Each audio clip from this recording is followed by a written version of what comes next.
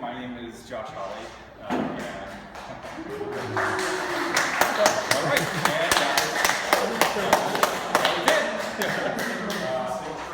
and three applause. Anyway, whatever. My name's Josh Holly. I work for a little company, Malekko, and we are doing modules for, in conjunction, as a partnership with Roland. Our little friend Brandon, who is from Roland, is here to evaluate my every move, to report to Japan all like fuck ups that I say, the fact that I said fuck in public, as a matter of fact. What the fuck are you talking about? Anywho, you kids here? Okay, thanks. Anyway, whatever. So today is the first time that we're going to see for real versions. Or as close to for real versions that has ever been seen publicly. And you guys are all here today because I know most of you guys, and I'm comfortable speaking with you guys. I'm not exactly a public speaker. I usually don't leave my office. Nobody knows that. And when I do, I just yell. So today we're going to talk about these amongst my peers, so I get comfortable. It's pretty informal. If I murmur or kind of zone out and tweak stuff, stop me, ask questions. Again, it's informal, so you're more than welcome to communicate with me as much or as little as you want. All right? Cool. Everybody agree? The waiver's been signed. Let's talk about modules. And we have this lovely image behind me. And I'm just going to go through. We're going to talk about some nerd talk real quick, and then we'll make some sounds. So most of these modules are dual function modules with super awesome normalization. So starting with the oscillator. So it is a sawtooth core dual oscillator with square, tri, and sawtooth outputs, and we are going to hear it eventually. Hey, there it is.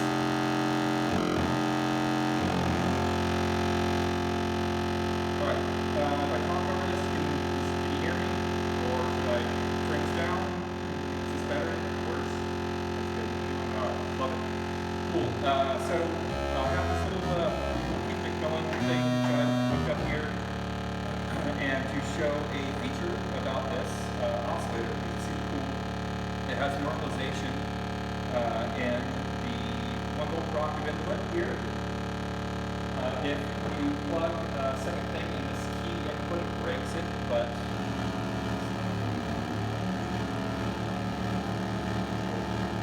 so I two these together, and they are all tracking from a single normalized key input, which is super cool, quite useful.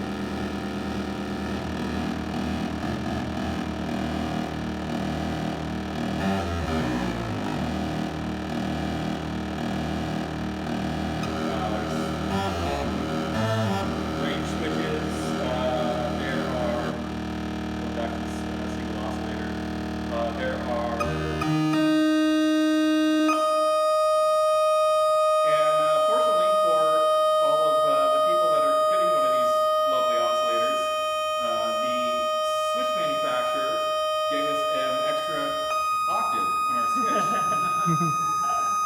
can't really see that right now, but you'll notice that it is extending the range of the nomenclature.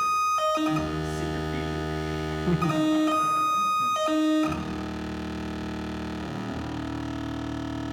All right, move on.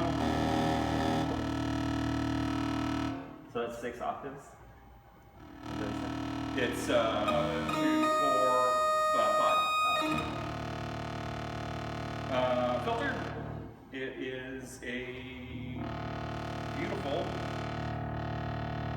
dual filter, 3 inputs, 3 control voltage inputs. It's a 24 dB filter with a 4-pole stagnant high pass. So there's a little switch right here that will take it out of low pass mode and 2 different flavors of stagnant high pass mode.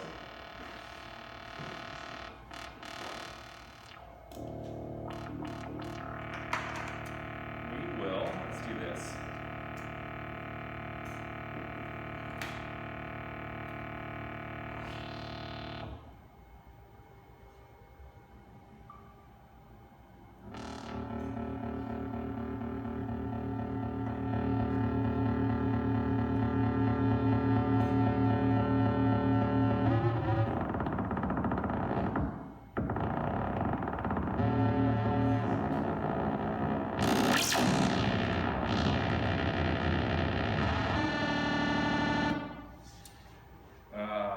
Let's do this instead. Oh, we can look. Our awesome Keith McMillan. Let's do this. Block. And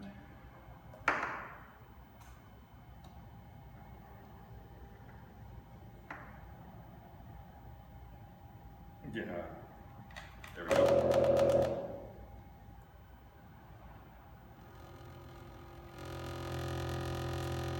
Ta-da! All right. Yes, thanks.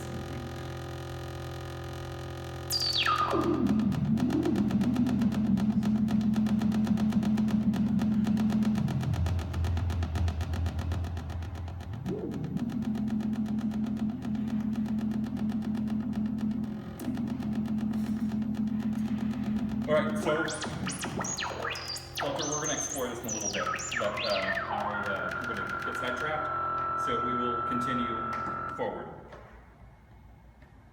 ADSR is a dual module. Also, it has a pretty extensive LFO section in it, which the ADSR will also cycle, which is this little switch here. So it will go.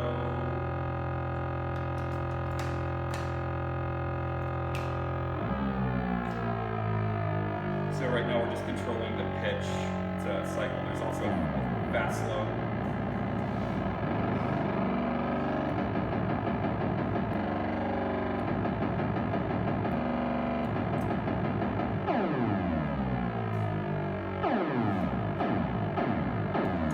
Enough about that switch. Also, it has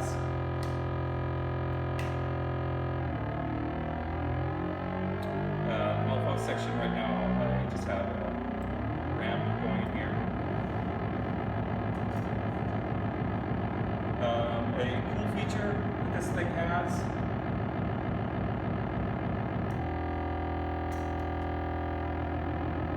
So if you can hear this right now, let's go.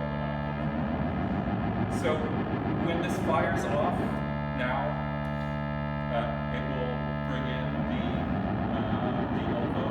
So a little wild frequency, but it's intended for like a delayed vibrato or delayed filter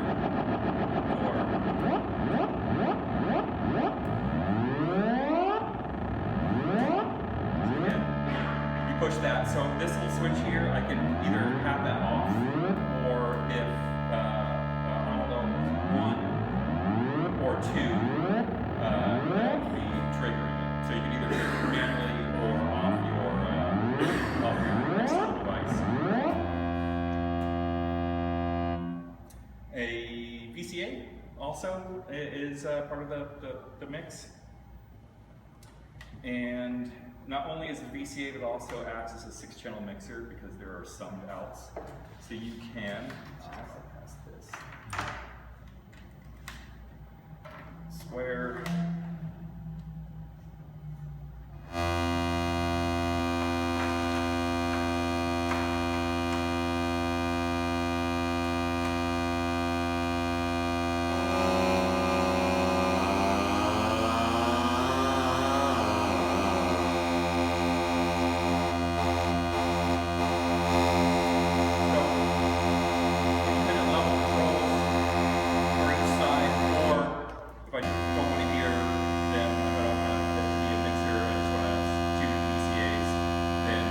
Take it to the out. The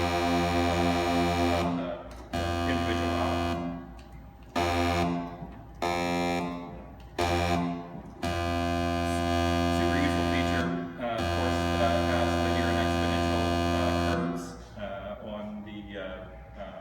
BCA.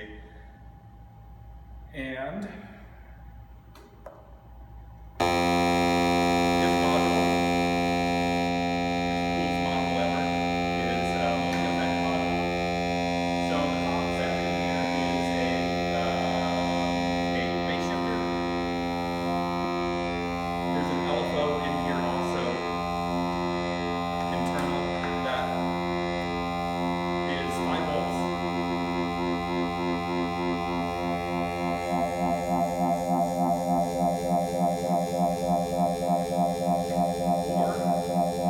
This is normal. So if you have a higher voltage LFO, like 10 volt signal, it basically takes it to a whole other level.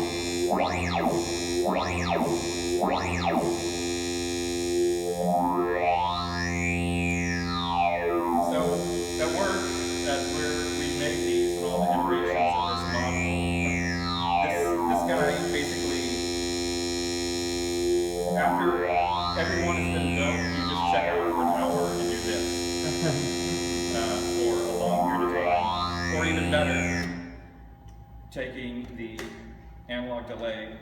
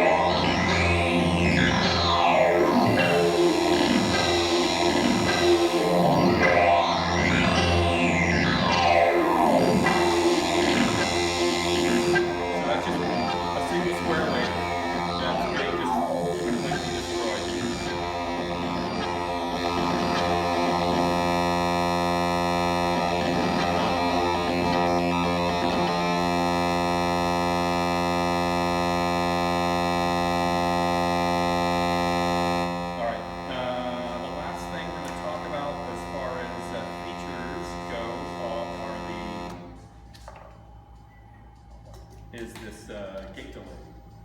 And first we have this lovely kick. And we're going to add a snare.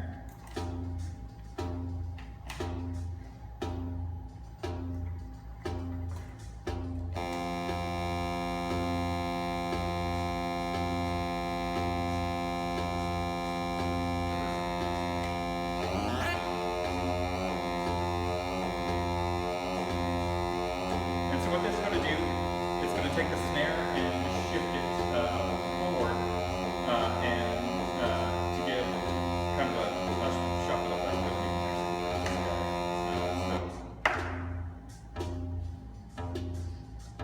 so you can hear it shifting forward or going back in time.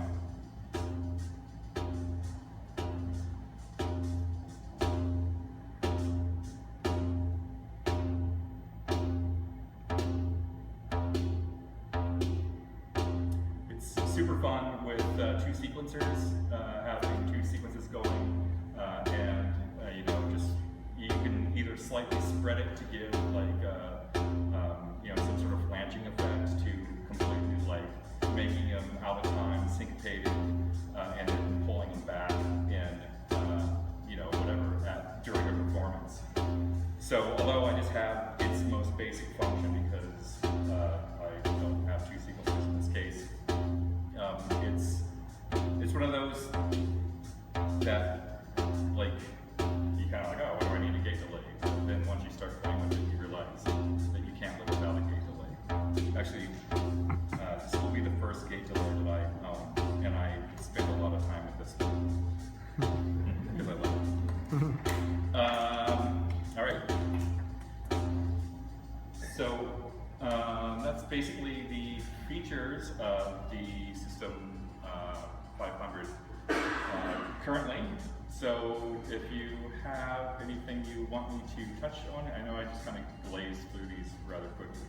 So one thing that I always struggle with whenever I do things like this is, do people want to hear techie talk or functionality talk, or both?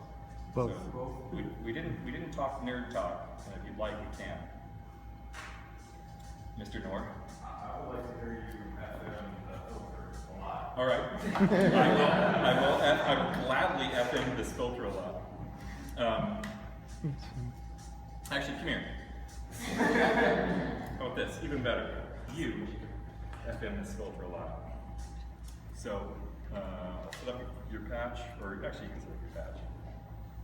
And if anybody else wants to play with stuff, go ahead. So there's your outputs. Salty. Yeah, Salty success. square wave. Salty gross. Whatever. Yep, this is your signal in, and then your modulation in.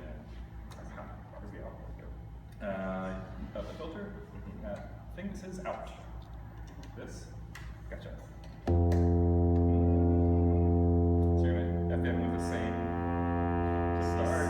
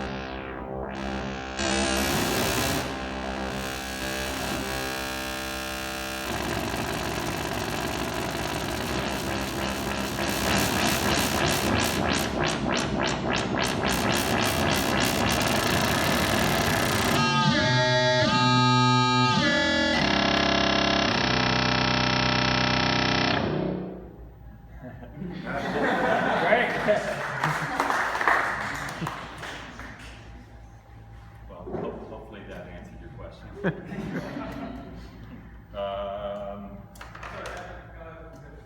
Yeah. Was there a CV control of the gateway? There is not CV control over the gauge limit. Okay, so as a follow-up question, how do these are inspired by the 100 and the 700, right? This module is heavily inspired by the 172, and it's close to like out of this set based off of 100M as possible, and that is actually why this is almost a one-to-one as far as like technical specs. From an engineering standpoint, they're slightly different. Okay, so was there, I mean, how much playroom did you have in order to sort of come up with, something which isn't a one-to-one replica, more like? So yeah, there are certain hurdles about making this system that, and not just the 572. As a matter of fact, the 572 is probably the easiest one for me because I'm a bucket brigade bore, and I love analog delays, and anything analog delay line. If there was something that I could say is my specialty, that's it. So this uses a 15-volt obsolete. The original one had a Panasonic NM3004 in it. This one is a 3007 because they're much easier to come by, and I have about 10,000, and I only have about 500 of the 4s. So it was just a design change. Now going back, we just took a little side street, but going back to I think what your real question is. So there were a lot of hurdles, and one is recreating things that don't exist anymore. One in particular is the BA662, so that had to be mimicked discreetly. The UA726 also had to be replicated as well. So there were some definite hurdles to get this guy to be what it is. Going down a little bit of a nerd road. I'm sorry. For example, I had to basically juggle between modern components that are readily available, and then try to dip my toe in to things that aren't necessarily you can buy at Mauser, and I had to find what that balance was. And I think the best result is this filter. And this filter was 4 prototype versions. And I wasn't really happy with any of them until the last version that I decided to switch to polystyrene caps all throughout. And that's what really, really gave this thing the character that it has, and really classic Roland sound. All of them were just kind of similar, and it felt like I was trying to recreate something using modern components. So hopefully that answered your question. Took a couple side streets, but yeah, I'm kind of interested. And in your opinion, have you had this every module? Or? I'm extremely happy with every module. Some of them I was a little. Some of them I really spent a lot of time on. Some of them, like this effect module, was easy for me to do because Malekko is an effects company, and I know effects quite well. The things that really threw me the hardest were this filter, because I'm also psychotic, and I don't release products very quickly, because if they're not to my specification, they just become dusted. You can go through these doors and find piles and piles of, the unforgotten toys or the forgotten toys, because I just can't do that. It's got, as funny as it is to have the word Roland on it, to have the M on it is it's got to be my specification. The envelope also, something as seemingly simple as something that just goes like this. I think the beauty of a System-500M lies a lot in its envelope and how it responds, how its subtleties are, and this was really tough to nail. But hopefully everybody's as happy as I am about it. Yeah. Were there any other modules you were working on that didn't make it in this batch? There are not. This was, so it is funny. So I did, when I discussed with Roland about possibly doing a partnership, this is the furthest thing from what I wanted to do. I had, as a matter of fact, I pitched 3 analog and 3 digital modules, and really kind of showing a true partnership.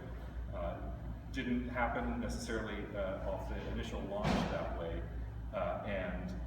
but one of the modules I wanted to do was this envelope, and like cracking that code for this, I was like, okay, well, and it just kind of naturally morphed into what these 5 modules are, and the ones I initially pitched just took a back burner. Maybe we'll see them.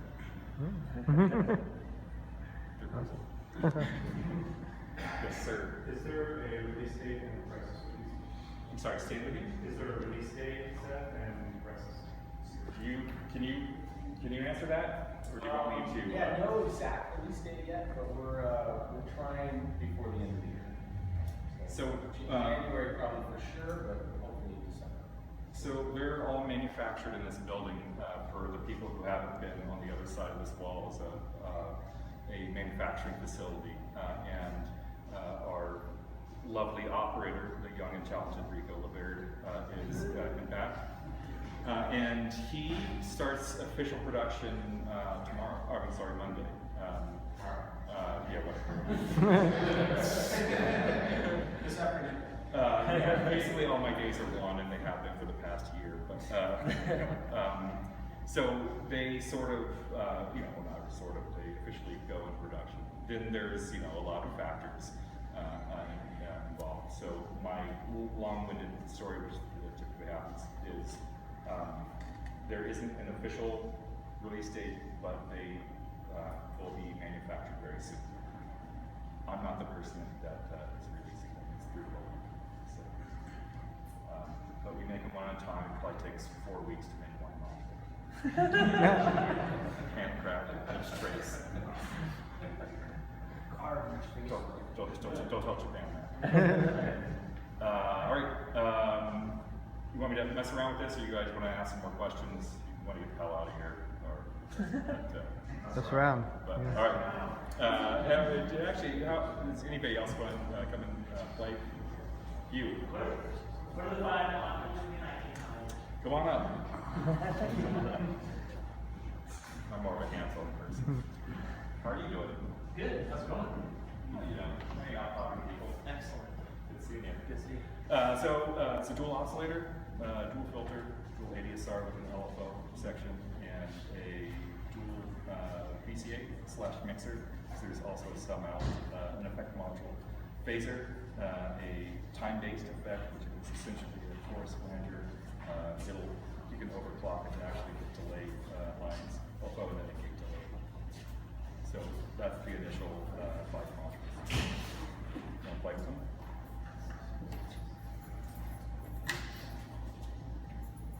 Nice job.